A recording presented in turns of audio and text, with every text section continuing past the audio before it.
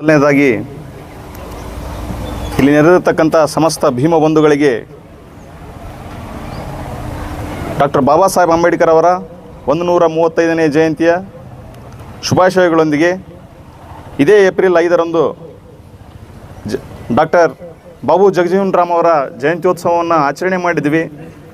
ಒಂದು ವಿಷಯನ ತಮ್ಮ ಮುಂದೆ ಈ ಒಂದು ಸಂದರ್ಭದಲ್ಲಿ ಸ್ಪಷ್ಟಪಡಿಸೋದಕ್ಕೆ ನಾನು ಇಷ್ಟಪಡ್ತೀನಿ. ಈಗಾಗಲೇ ತಮಗೆಲ್ಲರಿಗೂ ಕುತೂಹಲ ಮೂಡಿರ್ಬೋದು. ಇವತ್ತು ಜಯಂತಿ ಇರೋದು ಡಾಕ್ಟರ್ ಬಿ ಆರ್ ಅಂಬೇಡ್ಕರ್ ಅವರ ಜಯಂತಿ. ಅದರ ಜೊತೆಯಲ್ಲಿ ಸರಿಸಮಾನವಾಗಿ ಡಾಕ್ಟರ್ ಬಾಬು ಜಗಜೀವನ್ ರಾಮ್ ಅವರ ಫೋಟೋವನ್ನು ಇಡೋದ್ರೊಂದಿಗೆ ಅವ್ರ ಜಯಂತಿಯನ್ನು ಕೂಡ ಆಚರಣೆ ಮಾಡ್ತಾ ಇದ್ದಾರೆ. ಇದು ಯಾಕೆ ಅಂತ ತಮ್ಮಲ್ಲಿ ಪ್ರಶ್ನೆ ಮೂಡ್ಬೋದು. ಅದಕ್ಕೊಂದು ಕ್ಲಾರಿಟಿ ಕೊಡೋ ಪ್ರಯತ್ನ ನಾನು ಮಾಡ್ತಾ ಇದ್ದೀನಿ. ಸಮಯದ ಅಭಾವ ಇರೋದ್ರಿಂದ ಒಂದೆರಡು ವಿಚಾರಗಳನ್ನು ತಮ್ಮ ಮುಂದೆ ವ್ಯಕ್ತಪಡಿಸಿ ನನ್ನ ಮಾತುಗಳನ್ನು ಮುಗಿಸ್ತಾ ಇದ್ದೀನಿ. ಬಂಧುಗಳೇ, ಈಗಾಗಲೇ ತಮಗೆಲ್ಲ ತಿಳಿದಿರ್ಬೋದು, ಸತತ 35-40 ವರ್ಷಗಳಿಂದ ಒಳ ಮೀಸಲಾತಿ ಹೋರಾಟಕ್ಕೆ ಸಂಬಂಧಪಟ್ಟಂತೆ ಈ ಒಂದು ಕರ್ನಾಟಕದಲ್ಲಿ ಜನಸಂಖ್ಯೆಗೆ ಅನುಗುಣವಾಗಿ ಮೀಸಲಾತಿ ವರ್ಗೀಕರಣ ಮಾಡ್ಬೇಕಂತೇಳಿ ಮಾದಿಗ ಸಮುದಾಯ, ಮಾದಿಗ ದಂಡೋರ, ಮಾದಿಗ ಹೋರಾಟ ಸಮಿತಿ ಅಂತೇಳಿ 35-40 ವರ್ಷಗಳ ಸತತ ಹೋರಾಟವನ್ನು ನಡ್ಕೊಂಡು ಬಂದು ಒಂದು ಈಗೇನು ಗೆಲುವಿನ ಹಾದಿಯಲ್ಲಿರ್ತಕ್ಕಂಥ ಸಂದರ್ಭದಲ್ಲಿ ನಮ್ಮಲ್ಲೇ ಬೆಂಕಿ ಹಚ್ಚುವಂಥ ಕೆಲಸಗಳು ನಡೀತಿದ್ದಾವೆ. ಅದೆಲ್ಲ ತಮಗೆ ಗೊತ್ತಿದೆ. ಸಾಮಾಜಿಕ ಜಾಲತಾಣಗಳಿಂದ ಹಿಡಿದು ದಲಿತ ಮುಖಂಡರಂತ ಏನೊಂದು ಫ್ರೇಮ್ ಹಾಕ್ಕೊಂಡು ಏನು ತಿರುಗಾಡ್ತಾ ಇದ್ದಾರೆ, ಅವರು ನಮ್ಮಲ್ಲೇ ಬಾಬಾ ಸಾಹೇಬ್ರನ್ನ ಒಪ್ಕೊಳ್ಳೋಂಥವ್ರು ಒಳ ಮೀಸಲಾತಿಯನ್ನು ಒಪ್ಪಿಕೊಳ್ಳದೆ ಭೀಮವಾದನ ಒಪ್ಪಿಕೊಳ್ಳತಕ್ಕಂಥ ಜನರು ಒಳ ಮನಸ್ಥಿತಿಯಲ್ಲಿ ಮನುವಾದವನ್ನು ಅಡಗಿಸಿಕೊಂಡಿರ್ತಕ್ಕಂಥ ಕೆಲವೊಂದು ವಿಚಾರಗಳು ನಮ್ಮೆದುರಿಗೆ ಇತ್ತೀಚಿನ ದಿನಗಳಲ್ಲಿ ಕಂಡುಬಂದಿದ್ದಾವೆ. ಡಾಕ್ಟರ್ ಬಾಬಾ ಸಾಹೇಬ್ ಅಂಬೇಡ್ಕರ್ ಅವರ ಎತ್ತರನೇ ಬೇರೆ, ಜಗಜೀವನ್ ರಾಮ್ ಅವರ ಸಾಧನೆಯೇ ಬೇರೆ ಅನ್ನೋ ಒಂದು ದೃಷ್ಟಿಯಲ್ಲಿ ಅವರಿಬ್ಬರನ್ನ ತುಲನೆ ಮಾಡ್ತಕ್ಕಂಥ ಕೆಲಸಗಳು ನಡೀತಾ ಇದ್ದಾವೆ. ಬಂಧುಗಳೇ, ಬಾಬಾ ಸಾಹೇಬ್ ಅಂಬೇಡ್ಕರ್ ಅವರಿಗೆ ಸರಿಸಮಾನವಾಗಿ ನಿಲ್ತಕ್ಕಂಥ ವ್ಯಕ್ತಿ ಈ ದೇಶದಲ್ಲಿ ಯಾರೂ ಇಲ್ಲ ಅನ್ನೋದು ಎಲ್ಲರಿಗೂ ಗೊತ್ತು. ಅದು ನಮಗೂ ಗೊತ್ತು, ಎಲ್ಲರಿಗೂ ಗೊತ್ತು. ಸೊ ಪ್ರತಿಯೊಬ್ಬ ವ್ಯಕ್ತಿಯದು ಕೂಡ ಆತಂದೇ ಆದ ಒಂದು ಶಕ್ತಿ ಇರ್ತದೆ. ಆ ಶಕ್ತಿ ಮುಖಾಂತರ ಮಾಡಿರ್ತಕ್ಕಂಥ ಸಾಧನೆಗಳನ್ನು ನಾವು ಶ್ಲಾಘಿಸಬೇಕಾಗಿರೋದು ನಮ್ಮೆಲ್ಲರ ಹೊಣೆ. ಈ ಒಂದು ಏಪ್ರಿಲ್ ತಿಂಗಳ ಏನಿದೆ, ಇದೊಂದು ದಲಿತರು, ಶೋಷಿತ ವರ್ಗದವರು ವಿಜೃಂಭಿಸ್ತಕ್ಕಂಥ ಈ ಒಂದು ಮಾಸ ಆಗಿದೆ. ಬಂಧುಗಳೇ, ಉದಾಹರಣೆಗೆ ನಾನು ಒಂದು ಮಾತು ಹೇಳ್ತೀನಿ. ಇಲ್ಲೇ TP ಎಲೆಕ್ಟೆಡ್ ಮೆಂಬರ್ ಇದ್ದಾರೆ, ZP ಎಲೆಕ್ಟೆಡ್ ಮೆಂಬರ್ ಇದ್ದಾರೆ. ಇದೊಂದು ರಿಸರ್ವ್ ಕಾನ್ಸ್ಟಿಟ್ಯೂನ್ಸಿ ಆದರೂ ಕೂಡ ಇಲ್ಲಿ ಒಬ್ಬನೇ ಒಬ್ಬ ಮೂಲ ಅಸ್ಪೃಶ್ಯ ಇಲ್ಲಿವರೆಗೂ ಕೂಡ ಒಂದು ಟಿಕೆಟ್ನ ತಗೊಳ್ಳೋದಕ್ಕಾಗಿಲ್ಲ. ಸೊ ಇಂಥ ಇದು ಒಂದು ಆಧುನೀಕರಣಕ್ಕೆ ಒಳಪಟ್ಟಂಥ ಸಂದರ್ಭದಲ್ಲಿಯೂ ಕೂಡ ಒಂದು ಟಿಕೆಟನ್ನು ಪಡೆದೇ ಆಗದೇ ಇರತಕ್ಕಂಥ ನಾವುಗಳು ಅಷ್ಟೊಂದು ದಟ್ಟ ದಾರಿದ್ರ್ಯದಲ್ಲಿ ಭಾರಿತ ಜಾತಿ ವ್ಯವಸ್ಥೆಯಲ್ಲಿ ನಲುಗಾಡ್ತಿರ್ತಕ್ಕಂಥ ಸಂದರ್ಭದಲ್ಲಿ ಒಬ್ಬ ಉಪ ಪ್ರಧಾನಿ ಆಗ್ತಾನೆ ದಲಿತ ಸಮುದಾಯದಿಂದ ಅಂದರೆ ಅವ್ರದ್ದು ಚೇತನ ಎಂಥದಿರ್ಬೋದು ಅನ್ನೋದು ನಾವು ಕ್ಯಾಲ್ಕುಲೇಷನ್ ಮಾಡಬೇಕಾಗುತ್ತೆ. ಉಪ ಪ್ರಧಾನಿ ಆ ಒಂದು ಸ್ಥಾನಕ್ಕೆ ಹೇರಿದ್ದಾರೆ ಡಾಕ್ಟರ್ ಬಾಬು ಜಗಜೀವನ್ ರಾಮ್ ಅವರು. ಸೊ ಹಾಗಾಗಿ ಈ ಇಬ್ಬರು ಪುತ್ಥಳಿಗಳನ್ನು ಇಡೋ ಮುಖಾಂತರ ನಾವು ಸಮಾಜಕ್ಕೆ ಸಾರೋದು ಏನಂತಂದರೆ, ನಮ್ಮ ನಗ್ನೂರ್ ಭೀಮಣ್ಣವರು ಅವಾಗ ಹೇಳ್ತಿರ್ತಾರೆ, ಎಡ ಮತ್ತು ಬಲ, ಐಕ್ಯತೆ ಮತ್ತು ಹೋರಾಟದ ಹಾದಿಯಲ್ಲೇ ನಾವು ಸಾಗಬೇಕಂತೇಳಿ. ಆ ಒಂದು ನಿಟ್ಟಿನಲ್ಲಿ ನಾವು ಎಂದಿಗೂ ಕೂಡ ಸಮಾನರು, ಯಾವುದೇ ನಮ್ಮಲ್ಲಿ ಭೇದ ಭಾವಗಳು ಇಲ್ಲ. ಬಾಬು ಜಗಜೀವನ್ ರಾಮ್ ಆಗಿರ್ಬೋದು, ಡಾಕ್ಟರ್ ಬಾಬಾ ಸಾಹೇಬ್ ಅಂಬೇಡ್ಕರ್ ಆಗಿರ್ಬೋದು, ಅವರಿಬ್ಬರು ನಮ್ಮ ಸಮುದಾಯದ ಎರಡು ಕಣ್ಣುಗಳು ಅಂತ ತಿಳಿದು ನಾವು ಪ್ರತಿಯೊಂದು ಹಂತದಲ್ಲೂ ಕೂಡ ಎಚ್ಚರಿಕೆಯಿಂದ ಹೆಜ್ಜೆ ಇಡತಕ್ಕಂಥ ಪ್ರಯತ್ನಗಳನ್ನು ಮಾಡ್ತಾ ಇದ್ದೀವಿ. ಒಟ್ಟಾರೆಯಾಗಿ ಈ ಒಂದು ಸಭೆ ಪುಟ್ಟದಾಗಿದ್ದರೂ ಕೂಡ ಭಾಳ ವಿಚಾರವಂತಿಕೆಯಿಂದ ಕೆಲವೊಂದು ಮನಮುಟ್ಟುವಂಥ ವಿಚಾರಗಳು ಇಲ್ಲಿ ವ್ಯಕ್ತವಾಗಿದ್ದಾವೆ.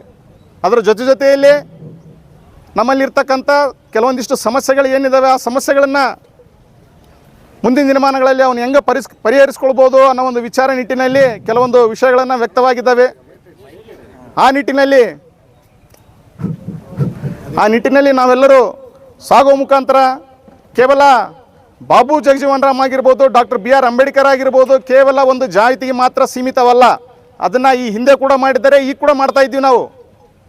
ಆಧುನಿಕ ಭಾರತದ ನವೀಕರಣ ಸಂದರ್ಭದಲ್ಲಿ ವಲ್ಲಭಾಯ್ ಪಟೇಲ್ ಆಗಿರ್ಬೋದು, ಜವಾಹರ್ಲಾಲ್ ನೆಹರು ಆಗಿರ್ಬೋದು, ಈ ಒಂದು ಸ್ವಾತಂತ್ರ್ಯ ಹೋರಾಟಗಾರರ ಏನೊಂದು ಸಮಿತಿ ಇತ್ತು, ಆ ಒಂದು ಮಂದಗಾಮಿಗಳಾಗಿರ್ಬೋದು, ತೀವ್ರಗಾಮಿಗಳಾಗಿರ್ಬೋದು, ಇವರೆಲ್ಲರಿಗಿಂತ ಒಂದು ಮುಂದೆ ಹೆಜ್ಜೆ ಇಟ್ಕೊಂಡು ದೂರದೃಷ್ಟಿಯಿಂದ ಬಾಬಾ ಸಾಹೇಬ್ ಅಂಬೇಡ್ಕರ್ ಅವರು ಬ್ರಿಟಿಷರೊಂದಿಗೆ ತಮ್ಮದೇ ಆದ ಒಂದು ಮಾನಸಿಕ ವಾಗ್ವಾದದೊಂದಿಗೆ ಅವ್ರ ಜೊತೆ ಹೋರಾಟ ಮಾಡ್ತಾಯಿದ್ರು. ಅವ್ರನ್ನ ಕಡೆಗಣಿಸಿ ಕೇವಲ ಆ ಸ್ವಾತಂತ್ರ್ಯ ಹೋರಾಟ ಲಿಸ್ಟಲ್ಲಿ ಡಾಕ್ಟರ್ ಬಾಬಾ ಸಾಹೇಬ್ ಅಂಬೇಡ್ಕರ್ ಅವರ ಹೆಸರೇ ಇಲ್ಲ ಇಲ್ಲಿವರೆಗೂ ಕೂಡ. ಅವರು ಕೇವಲ ಒಬ್ಬ ದಲಿತ ನಾಯಕನಾಗಿ, ದಲಿತ ಲೀಡರ್ನಾಗಿ ಕೇವಲ ಒಂದು ಸಮುದಾಯಕ್ಕೆ ಸೀಮಿತ ಮಾಡ್ತಕ್ಕಂಥ ಆ ಹಿಂದೆ ಕೂಡ ಆಗಿತ್ತು. ಸ್ವತಂತ್ರ ಪೂರ್ವದಲ್ಲಿ ಸ್ವಾತಂತ್ರ್ಯ ನಂತರದಲ್ಲೂ ಕೂಡ ಸಂವಿಧಾನ ರಚನೆ ಆಗಿ ಎಲ್ಲ ಆಗಿ ಮತ್ತು ನಾವೀಗ ಆಧುನೀಕರಣಕ್ಕೆ ಒಗ್ಗೂಡಿ ಸಾಗಿರ್ತಕ್ಕಂಥ ಸಂದರ್ಭದಲ್ಲಿಯೂ ಕೂಡ ಬಾಬಾ ಸಾಹೇಬ್ರನ್ನ ಕೇವಲ ನಾವು ಒಂದು ಜಾತಿಗೆ ಸೀಮಿತ ಮಾಡ್ತಾ ಇದ್ದೀವಿ. ಕೇವಲ ಅವರೊಂದು ಆಚರಣೆಗಳ ಸಂದರ್ಭದಲ್ಲಿ ಮಾತ್ರ ಬಾಬಾ ಸಾಹೇಬ್ರನ್ನ ನೆನೀತಾ ಇದ್ದೀವಿ. ಒಟ್ಟಾರೆಯಾಗಿ ಬಾಬಾ ಸಾಹೇಬ್ ಒಂದು ಮಾರ್ಕೆಟಿಂಗ್ ಸರಕಾಗಿ ಕಾಣ್ತಾ ಇದ್ದಾರೆ ಇತ್ತೀಚಿನ ದಿನಗಳಲ್ಲಿ. ಎಲ್ಲರಿಗೂ ಬೇಕು ಬಾಬಾ ಸಾಹೇಬ್ ಅಂಬೇಡ್ಕರ್ ಅವರು, ಆದರೆ ಅವರ ಆದರ್ಶಗಳ ಪಾಲನೆ ಮಾಡೋದು ಮಾತ್ರ ಯಾರಿಗೆ ಬೇಕಾಗಿಲ್ಲ. ರಿಸರ್ವೇಷನ್ ಸಂದರ್ಭದಲ್ಲಿ ಆಗಿರ್ಬೋದು, ಯಾವುದೇ ಆಗಿರ್ಬೋದು, ಪ್ರತಿಯೊಂದು ಲಾಭಾಂಶಗಳು ಏನೇ ಇದ್ದಂಥ ಸಂದರ್ಭದಲ್ಲಿ ಕೂಡ ಬಾಬಾ ಸಾಹೇಬರು ಎಲ್ಲರಿಗೂ ಅಡಾಪ್ಟ್ ಆಗ್ತಾರೆ. ಆದರೆ ಅವರ ವಿಚಾರಧಾರೆಗಳನ್ನು ಅವರು ಬಿತ್ತಿದಂಥ ಪ್ರಬುದ್ಧ ಭಾರತ ಇದೆ, ಹೆಜ್ಜೆಗಳೇನಿದ್ದಾವೆ ಆ ಹೆಜ್ಜೆಗಳಲ್ಲಿ ನಡೆಯೋದಕ್ಕೆ ಯಾರಿಗೆ ಸಾಧ್ಯ ಆಗ್ತಾ ಇಲ್ಲ. ಈಗ ನೋಡ್ಬೋದು, ಉದಾಹರಣೆಗೆ ನಾನು ಹೇಳ್ತೀನಿ, ಇಲ್ಲಿವರೆಗೆ ಸ್ವತಂತ್ರ ಬಂದು ಇಷ್ಟು ವರ್ಷಗಳಾದರೂ ಕೂಡ ನಾವೆಲ್ಲ ಪ್ರಬುದ್ಧ ಭಾರತದೆಡೆಗೆ ಸಾಗ್ತಾ ಇದ್ದರೂ ಕೂಡ ಕೇವಲ ಬಾಬಾ ಸಾಹೇಬ್ ಅಂಬೇಡ್ಕರ್ ಅವರ ಪುತ್ಥಳಿಗಳಾಗಿರ್ಬೋದು, ಅವರು ಏನಾದರೂ ಒಂದು ಫೋಟೋಗಳಾಗಿರ್ಬೋದು, ಕೇವಲ ದಲಿತ ಕೇರಿಗಳಲ್ಲಿ ಮಾತ್ರ ಇದ್ದಾವೆ. ಉಳಿದಂತೆ ಎಲ್ಲರೂ ನಾವೆಲ್ಲ ಸಮತಾವಾದಿಗಳಿದ್ದೀವಿ, ಜಾತ್ಯತೀತವಾದಿಗಳಿದ್ದೀವಿ ಅಂತ ಹೇಳ್ತಾರೆ. ಉಳಿದ ಸಮುದಾಯಗಳಲ್ಲಿ ಉಳಿದ ಒಂದು ಓಣಿ ಕೇರಿಗಳಲ್ಲಿ ಯಾಕೆ ಬಾಬಾ ಸಾಹೇಬ್ ಅಂಬೇಡ್ಕರ್ ಪುತ್ಥಳಿಗಳನ್ನು ನಿರ್ಮಾಣ ಆಗ್ತಾ ಇಲ್ಲ? ಎಲ್ಲ ಒಟ್ಟಾರೆಯಾಗಿ ಮೇಲ್ವರ್ಗದವರ ಒಂದು ಓಣಿ ಆಗಿರ್ಬೋದು, ಒಂದು ಗುಡಿ ಆಗಿರ್ಬೋದು, ಗುಂಡಾರಾಗಿರ್ಬೋದು, ಯಾರೇ ಆಗಿರ್ಬೋದು, ಕೇವಲ ಮಾದಿಗ ಮತ್ತು ಒಲೆಯರಿಗೆ ಮಾತ್ರ ಬಾಬಾ ಸಾಹೇಬ್ ಅಂಬೇಡ್ಕರ್ ಸೀಮಿತನಾ? ಅದರ ಲಾಭ ಮಾತ್ರ ಇಡೀ ದೇಶದಾದ್ಯಂತ ಲಾಭ ಪಡ್ಕಿರ್ತಕ್ಕಂಥ ಎಲ್ಲ ಸಮುದಾಯಗಳಿದ್ದಾವೆ. ಆದರೆ ಸೀಮಿತ ಆಗಿರ್ತಕ್ಕಂಥದ್ದು ಮಾತ್ರ ಮಾದಿಗರ ಒಲೆಯರ ಊರುಕೇರಿಗಳಿಗೆ ಮಾತ್ರ. ಸೊ ಮುಂದಿನ ದಿನಗಳಲ್ಲಿ ನಮ್ಮ ವಿಚಾರಧಾರೆಗಳು ಬದಲಾಗಬೇಕು. ಬಾಬಾ ಸಾಹೇಬರು ಒಂದು ಮಾತು ಹೇಳ್ತಾರೆ, ಕಾಸ್ಟ್ ಆಫ್ ಇನ್ ಇಂಡಿಯಾ ಅಂತೇಳಿ. ಇಲ್ಲಿ ಏನು ಹೇಳ್ತಾರೆ ಅಂದರೆ, ಬಾಬಾ ಸಾಹೇಬ್ ಅಂಬೇಡ್ಕರ್ ಅವರು ಭಾಳ ಸ್ಪಷ್ಟವಾಗಿ ಹೇಳಿದ್ದಾರೆ, ಈ ಜಾತಿ ವ್ಯವಸ್ಥೆ ನಾವೇನು ಬ್ರಾಹ್ಮಣರ ಮೇಲೆ ಏನು ಗೂಬೆ ಕೂರಿಸ್ತಾ ಇದ್ದೀವಿ, ಬ್ರಾಹ್ಮಣರ ಅಷ್ಟೇ ಸೀಮಿತ ಅಲ್ಲ, ಅದ್ರ ಹಿಂದೆ ಕೂಡ ಏನೈತಲ್ಲ ಅದು ಆಳವಾದಂಥ ಬೇರುಗಳು ಈ ದೇಶದಲ್ಲಿ ಆಳೋಕ್ಕಿದ್ದಾವೆ ಅಂತ ಹೇಳ್ತಾರೆ.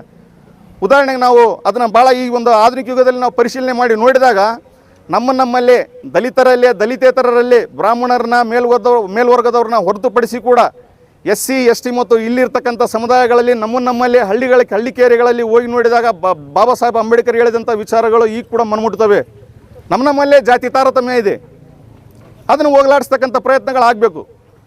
ಮುಂದಿನ ದಿನಗಳಲ್ಲಿ ಕೇವಲ ಈ ಜಯಂತಿ ಫೋಟೋ ಇಟ್ಟು ಶುಭ ಹಾರೈಸಿ ಒಂದು 4 ಮಾತಾಡಿ ಇಲ್ಲಿಗೆ ಮುಗಿಸೋಗೋದಂತಲ್ಲ, ಅವರ ಹಾಕಿಕೊಟ್ಟಂಥ ಮಾರ್ಗದರ್ಶನಗಳೇನಿದ್ದಾವೆ, ನಾವು ಪ್ರಬುದ್ಧ ಭಾರತದೆಡೆಗೆ ಸಾಗಬೇಕಾದ್ರೆ ಅವರ ಚಿಂತನೆಗಳು ಆಲೋಚನೆಗಳ ಏನಿದ್ದಾವೆ ಅವುಗಳನ್ನು ನಮ್ಮ ಮನೆಯಲ್ಲಿ ನಮ್ಮ ಮಕ್ಕಳಿಗೆ ಮುಂದಿನ ಒಂದು ಪೀಳಿಗೆಗೆ ನಾವು ತಿಳಿ ಹೇಳ್ತಕ್ಕಂಥ ಪ್ರಯತ್ನ, ವಿಚಾರವಂತರಾಗಿರ್ತಕ್ಕಂಥ ನಿಮ್ಮೆಲ್ಲರದು ಒಂದು ಪ್ರಯತ್ನ ಆಗಲಿ ಅನ್ನೋ ಮುಖಾಂತರ ಮತ್ತೊಮ್ಮೆ ಮಗದೊಮ್ಮೆ ವಿಶ್ವಚೇತನದ 2 ಮಹಾನ್ ಚೇತನಗಳಾದಂಥ ಡಾಕ್ಟರ್ ಬಾಬಾ ಸಾಹೇಬ್ ಅಂಬೇಡ್ಕರ್ ಮತ್ತು ಬಾಬು ಜಗಜೀವನ್ ರಾಮ್ ಜಯಂತಿಯ ಶುಭಾಶಯಗಳನ್ನು ಕೋರೋದ್ರೊಂದಿಗೆ ನನ್ನೊಂದೆರಡು ಮಾತುಗಳನ್ನು ಮುಗಿಸ್ತಾ ಇದ್ದೀನಿ. ಎಲ್ಲರಿಗೂ ವಂದನೆಗಳು. ಜೈ ಭೀಮ್.